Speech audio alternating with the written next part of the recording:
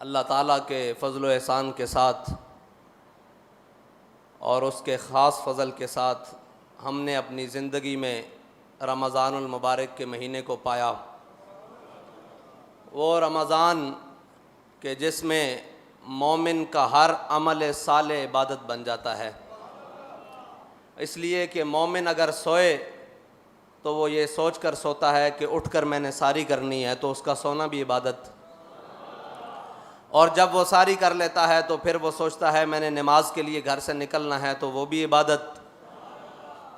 और जब वो नमाज पढ़कर वापस आता है तो वो अपने काम काज के लिए निकलना चाहता है, अगरचे वो कहीं नौकरी करता हो, मज़दूरी करता हो, कारोबार करता हो, किसी भी काम के लिए, किसी भी रिज़्क़ कमाने की नीयत से घर से निकलता है, तो वो नीयत ये होती है कि शाम को लाकर अपने बच्चों को अफ्तारी करवानी है, तो उसका घर से निकलना भी इबादत। उसके हर काम में जल्दी या ताख़ीर करना ये भी इबादत। तो रमज़ान वो महीना है जिसके अंदर अल्लाह ताला ने मोमिन के हर अमल साले को इबादत बना दिया है। और अल्लाह के फ़ज़ल से हमने रमज़ान को पाया। और मेरे आका मौला सल्लल्लाहु अलैहि वसल्लम ने फ़रमाया कि रोज़ेदार के लिए दो खुशियाँ हैं। एक तब कि जब वो रोज़ा इफ्तार करता है, और दूसरी तब कि जब वो अल्लाह ताला से मुलाकात करेगा। और इसी रमज़ान के महीने में एक साल कबल उन लोगों को दो खुशियाँ इकट्ठी मिली कि जिन्होंने रोज़ा भी रखा हुआ था और इफ्तारी भी अपने रब के यहाँ की और अपने रब की ज़ियारत की। तो जिनके लिए दो खुशियाँ अल्लाह ताला ने इकट्ठी की, और वो अपने ज़ख्मों पे हाथ रखे हुए अपने बहते हुए खून से जब रब की बारगाह में हाज़िर हुए होंगे, तो रब की रहमत ने भी जोश मारा होगा और रब के जलाल ने भी जोश मारा होगा कि कोई बात नहीं मेरे बंदो, तुम इस हाल में अपने नबी की इज़्ज़त पर पहरा देते मेरी बारगाह में आ गए हो, तो मैं बड़ा जलाल वाला हूँ, मैं ये सिला रखूँगा नहीं अपने पास, दुनिया में भी दूंगा जो तुम्हारे ख़िलाफ़ खड़े रहे, और आखिरत में उनका अंजाम तो वल्लाहु अज़ीज़ुन ज़ुंतिक़ाम होगा।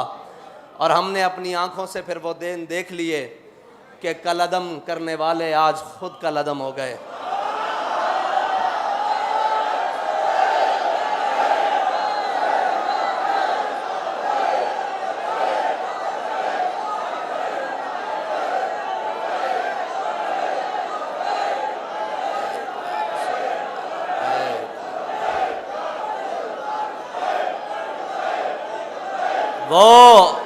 वो इक़्तिदार जिसकी खातिर